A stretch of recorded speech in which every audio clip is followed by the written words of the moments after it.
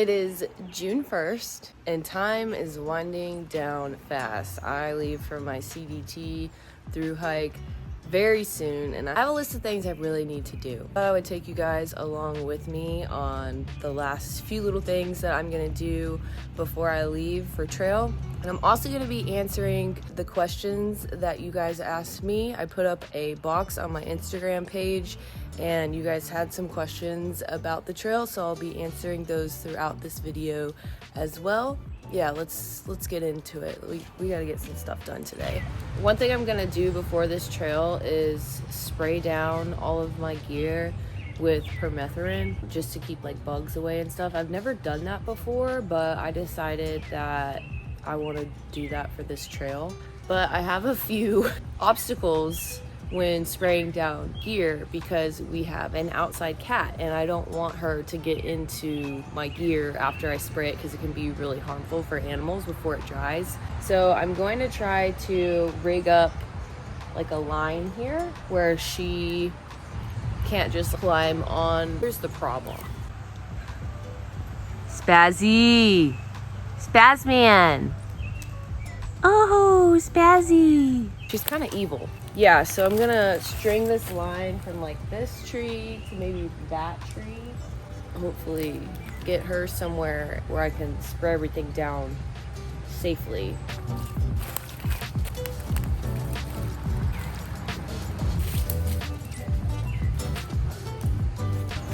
No, Spazzy. Already up to no good. This is all the stuff that I'm gonna spray down. I'm not gonna go too crazy with it. I'm just gonna do like my tent and stuff that I'll be wearing outside of my tent and my shoes. So I got my shoes, Hoka Challengers. I'm gonna spray those down. Hiking stuff, my gaiters, rain jacket, and my tent. This is what I'm gonna be using to spray down my stuff. It's the Sawyer Premium Insect Repellent for clothing, gear, and tents. Shake well before using. Effective for 6 weeks or for at least 6 washings, which you don't wash your clothes very much on trail, so I presume that it will last around 6 weeks. Hold spray upright about 6 to 8 inches from surface of clothing and allowed to dry for at least 2 hours, 4 hours under humid conditions. It's definitely humid, so it's probably gonna be closer to 4 hours. Okay. We'll start with the shorts. Hold that thought. I'm gonna go get clothespins. Clothespins and located. Perfect.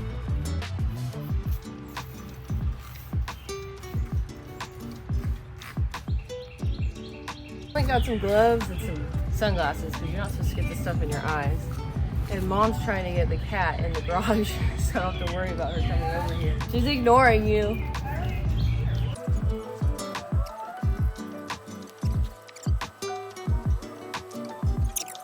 Success, the cat's in the garage, so I don't have to worry about her.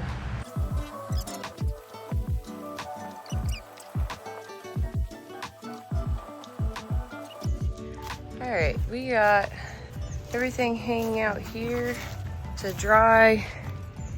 It's 11:38, so in 4 hours I will come back and check it, make sure it's dry, and this task will be done. Okay, let's answer a few questions. What is your plan for food? Initially, I wanted to get together a bunch of resupply boxes and try to resupply myself along the way. That's always like my goal for through hikes, so that I can eat a little bit healthier and not just rely on the typical like gas stations and less stocked grocery stores that sometimes you have to figure out a resupply with. I am getting some things together for resupply boxes that I'll just send myself along the way. I'll have my mom help me with that back home and kind of do a situation similar to what I did on the Appalachian Trail, which was just kind of call my mom up and let her know a couple weeks ahead of time where I plan to go, where she can send the box, and what to put inside of it. I think this will be good too, just because I do have a lot of food aversions to trail food. Nothing really sounds good to me right now because I'm just so burnt out on all the trail food. So I don't really know what I'm gonna be able to eat and what I'm gonna wanna eat out there, which makes it hard for me to plan resupply boxes super far in advance. I don't want to be sending myself stuff that I literally can't stomach and just end up giving it all away. I have a box here with a bunch of different trail food, and I'm gonna go through that here in the next couple days and just kind of see what I have in stock and what I need to replenish. I have a trip to Costco planned tomorrow, so I'm hopefully gonna be able to get some things that I can bulk up my resupply. And one thing I'm really trying to do this year is stay away from highly processed foods, avoid them as much as I can. Obviously that's really hard as a backpacker because most of the stuff that we carry does have to be shelf stable and does have a lot of ingredients. One thing I'm really focusing on this year is checking the ingredients and comparing ingredients of different products. One product that I've found that I'm really excited to bring with me on my thru hike is Element. Element is an electrolyte drink mix that has no artificial flavors, dyes, colors, and no weird ingredients. It's just the base electrolytes that you need to stay hydrated on trail. Hydration is so much more than just drinking water. You can drink water all day and still be dehydrated. Your body has to have the correct electrolyte balance to be able to absorb that water and actually hydrate your cells. Element's electrolyte formula is scientifically backed with a perfect ratio of sodium, potassium, and magnesium that is proven to keep you properly hydrated. If you'd like to try Element for yourself, you can use my link, drinklmnt.com/kellyhays. I also have a link in my description that you can click.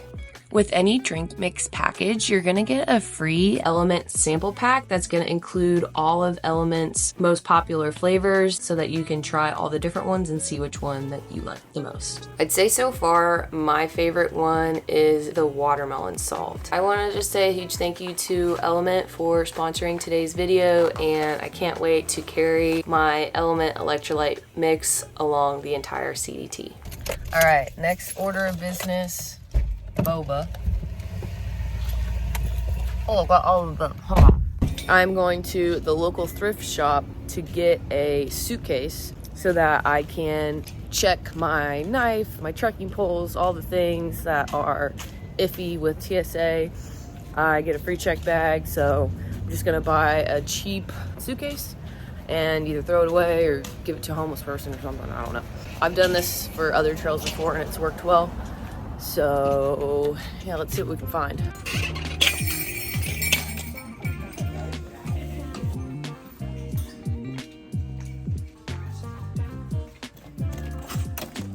This might not be too bad. I don't know if my trekking poles will fit in here.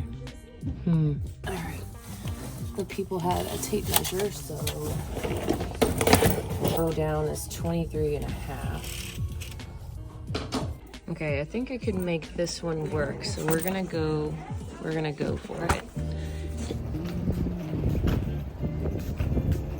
We still have a little bit till the permethrin dries on all of my gear, so let's answer a few questions while we wait for that. Somebody asked, will you be doing daily videos like you did on the AT? Yes, I will be doing daily videos. I may be doing like every 2-day videos. I'm not really sure what the internet situation is going to look like. I know the CDT is a bit more remote than some of the other thru hikes that I've done, so as far as how often I'll be able to upload to YouTube, I'm not really sure just yet. However, I do plan to vlog the entire thing, and everything will be posted on my YouTube channel, and I'll also be posting some on Instagram as well, and of course behind the scenes stuff on my Patreon page.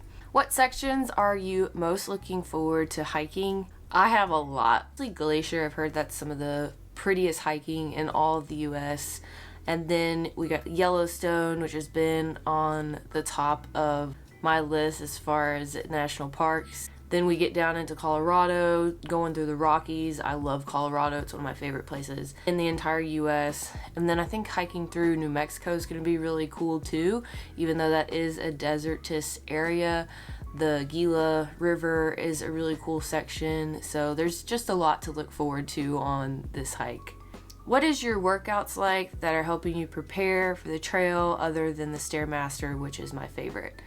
Well, actually, for the last 3 to 4 months, I have been training for an ultra marathon that was supposed to be this past Saturday. However, it got canceled because there was a ton of tornadoes that blew through northwest Arkansas and completely destroyed the state park and the trails that the race was supposed to run through. So I was really sad about that. I have been running every day, getting a lot of steps in, a lot of time on my feet. Been lifting weights, back into the weight room and doing trails as well. I'm really upset that I didn't get to run my ultra marathon before the trail, but I know all of that training won't go to waste. I feel really strong and ready to get on the trail. What's your budget?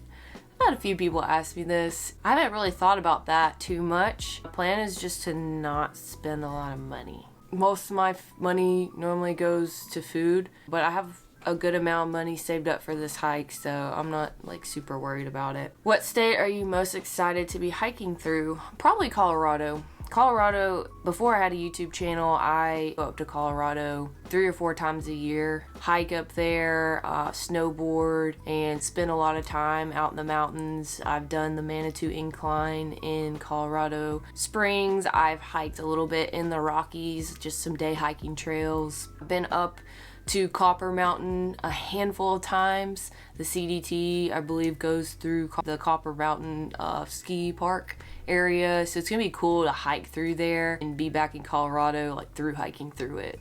Why Sobo? And then somebody asked, how'd you decide to go Sobo versus Nobo? There's a few reasons why I decided to go southbound. One of them is the snow situation in Colorado. There is a specific time window that you want to hit Colorado, otherwise you're going to be hiking in really deep snow, and I'm not trying to do that. Just talking to other people who've hiked this trail in the past, the recommended route is to go Sobo, just because time-wise you hit different places on the trail at a better time. People who are out on the trail right now, like Nobo people, they're getting up to Colorado in areas where the snow has not yet melted, so they're either going to flip or get on another trail or take some time off. Whereas if you go Sobo, you don't really have to worry about that as much. You kind of time it right to where you can just hike all the way through. Sobo also gives you the opportunity to start later in the year.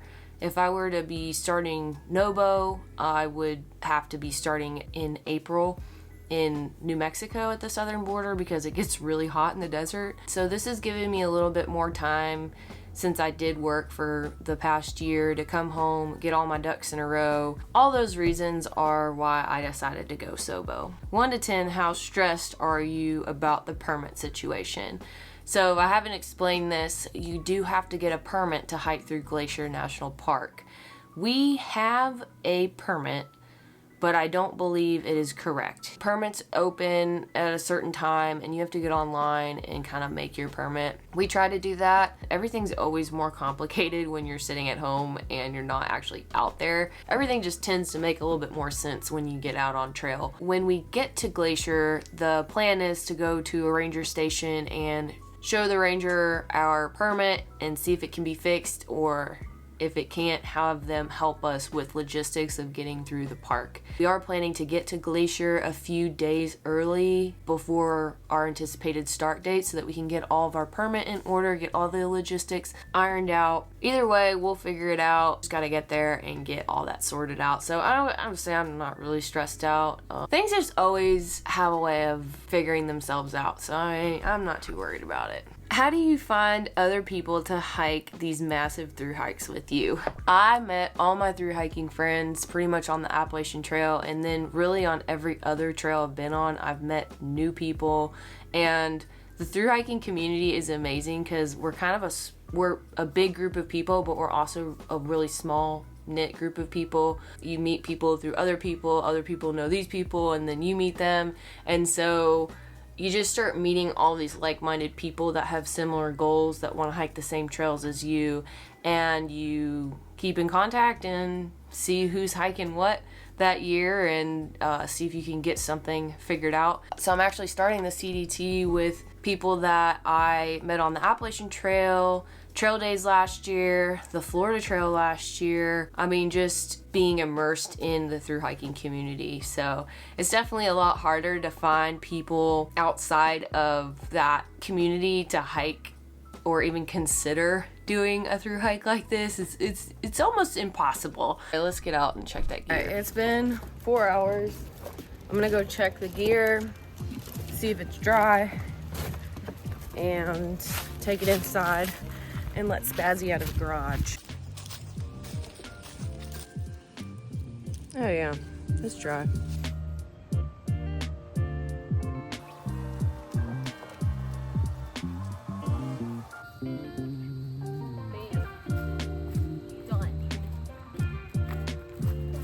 Okay guys, I am fixing to get together some food for the trail because I want to have some resupply boxes already set up with me when I get there. So I'll have my first initial food carry, which is gonna be around, well, and that's the thing is like I don't even know how many days it's gonna be because we haven't gotten our permit set up, but it's 100 miles through that first section where we have to get our permit all figured out. And then I'll have another box once I get back to East Glacier to take with me for the rest of the way. But before we get started with this, let's answer a few more questions. One of them that I know is in here is people have asked what my trail name is. I know we have a lot of new subscribers here, and some of y'all have never followed a thru hike. In the thru hiking community, hikers normally come out with a trail name, which is kind of like a nickname that you refer to people on trail. When I start saying all these weird names,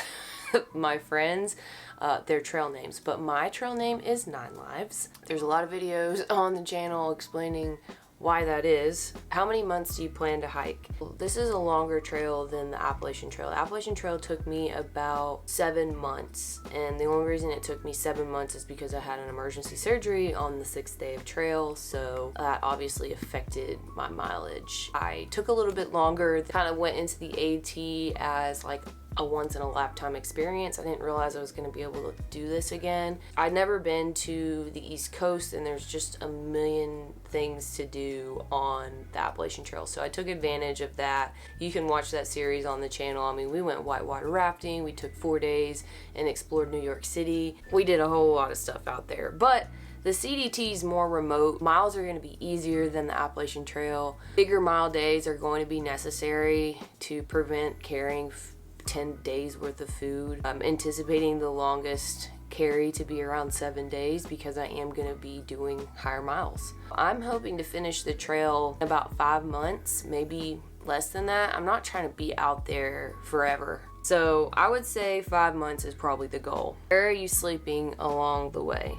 Well, I'll be sleeping in my tent most nights at whatever campground that we find to camp at. But along the trail, I use an app called Gut Hooks, and there'll be like a little tent icon there, and it'll show like what campgrounds are along the way. Also, you know, I won't be sleeping in my tent every single night. There are days that we will go to town. There are days we'll have to take a zero, which is hiking 0 miles, basically a rest day and also a day to do chores in town, laundry, resupply, post office if need be. What food are you not bringing? There's a lot of foods that I have aversions to now from through hiking so much. Pretty much any granola bars, protein bars, tuna packets, chicken packets. And obviously these are things that when you get hungry enough and that hiker hunger kicks back in, I'm probably going to be eating them again, but the thought of doing it now, it just disgusts me. Food is going to be a big challenge for me, I fear, on this trail because I'm just so tired of all trail foods. Alright, I've got like 4 more questions asking, will you be hiking with anybody? I'm hiking with Peg Leg, Gas Monkey, Nana Man, Tripod, and another girl just got added to our group. It'll be a group of 6 of us, including me.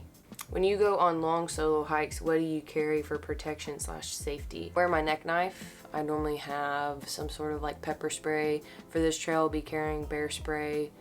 That's pretty much on through hikes. That's what I'm carrying. How are the water sources? I know there's gonna be some longer carries, especially like when we get down in New Mexico. It's just something that we'll have to monitor on gut hooks. What are you most concerned about going into this hike? I'm not too worried about anything, but a couple months ago I was getting kind of worried about having another somewhat anaphylactic type reaction like I did in September randomly. But now that I've gone through it, it's not gonna catch me completely off guard, and I kind of know what to do. I have my emergency kit I talked about in my gear video, so I think it should be good to go. But I gotta say that's probably what I'm most concerned about. I guess 2 grizzly bears. I will say that. I am a little concerned about the grizzly bears.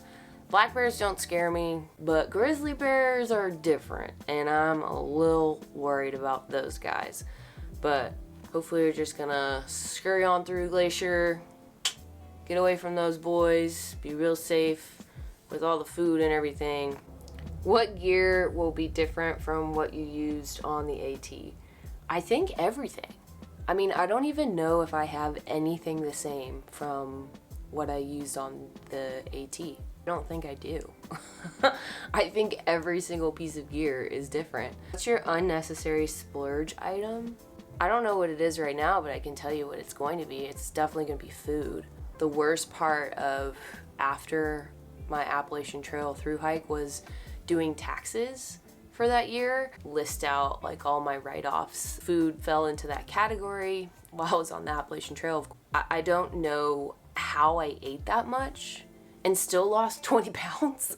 I'm gonna try to keep that under control, but also like you gotta eat when you're out there, so food's gonna be my unnecessary splurge item.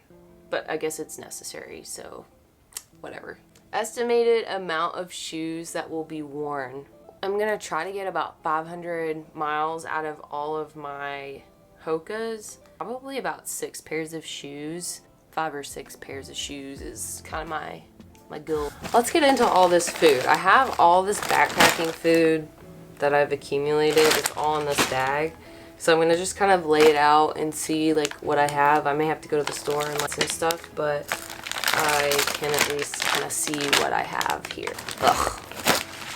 None of this looks appeasing.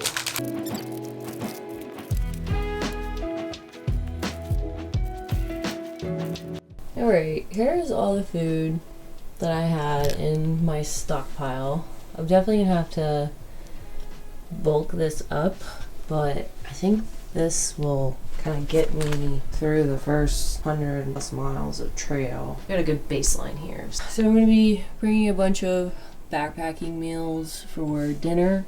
For snacks, I have these freeze-dried fruits from the dollar store, banana chips.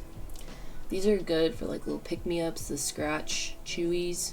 I like these little go-go squeezes. For lunches, I typically do like a meat with tortilla or crackers or something. Breakfast is gonna be probably oatmeal, honey, nut butter type thing. At night, if it's cold, I like to do a tea. Chickpeas that I dehydrated. This is some halibut that I caught in Alaska that I dehydrated. Pastaroni, like pastas. This is some couscous, Parmesan, crushed red pepper flakes to garnish. Some jellies. Got some sriracha to add to backpacking meals. And of course, my go-to electrolytes. I went to Costco. I'm going to show you guys what I got for resupply items from Costco. One of the questions that I got was, what am I doing for meals and snacks on the trail? Well, first of all, I actually ordered these off of Amazon. These are dehydrated refried beans. These things are so good. I got the just regular flavor and the spicy chorizo. They're the one thing that I am really excited to eat on trail. I got these. They really have 2 ingredients. Apple, there's a strawberry, mango, and blueberry flavor. The other thing I'm looking at in stuff is calories. These don't have very much. 1 bar contains only 60 calories, but they are super lightweight, and I do 2 of those and I'm at 120, so that's a good little pick-me-up snack if I'm climbing up a mountain or something.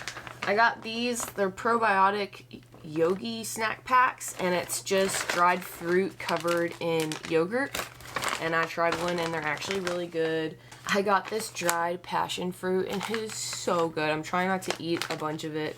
I had passion fruit for the first time in Florida and I'm obsessed, and this tastes very close, so it's so good.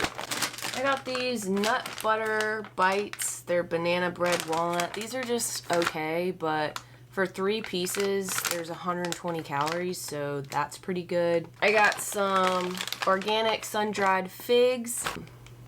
Yeah, figs. I got some shelled pistachios. Nuts are a great option on trail. Very high calorie. Pistachios are the one nut that I'm not super tired of. Walnuts, almonds, I've kind of burnt myself out on those, but pistachios are still really good. These are roasted and salted, and I like to mix these with some dried fruit.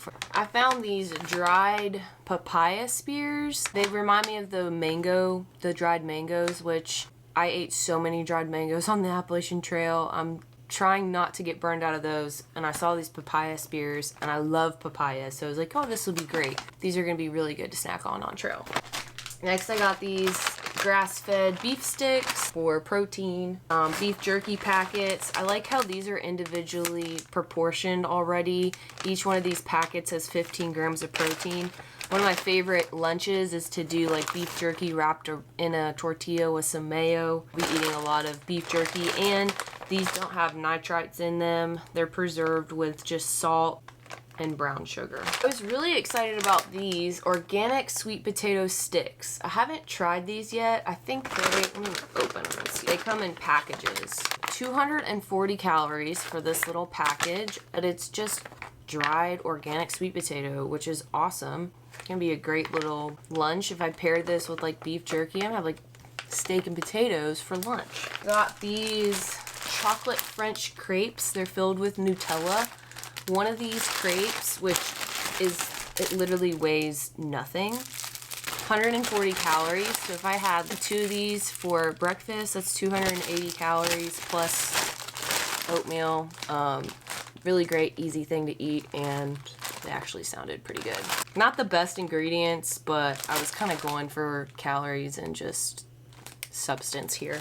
Yeah, I think this is gonna wrap up today's video. I think we're kind of going a little long here, but I may do another video packing my suitcase up, and then I'll take you guys along as I travel out to Glacier. I'm flying out. We're gonna be taking a train to East Glacier, and yeah, like I said, it's coming up. The hike is about to begin. I'm so excited to bring you guys along. It's gonna be an epic journey. Thank you guys so much for watching this video. Don't forget to subscribe and hit the bell so that you can be notified when I start posting my trail videos. Thank you so much for being here, and I will see you in the next one. Bye.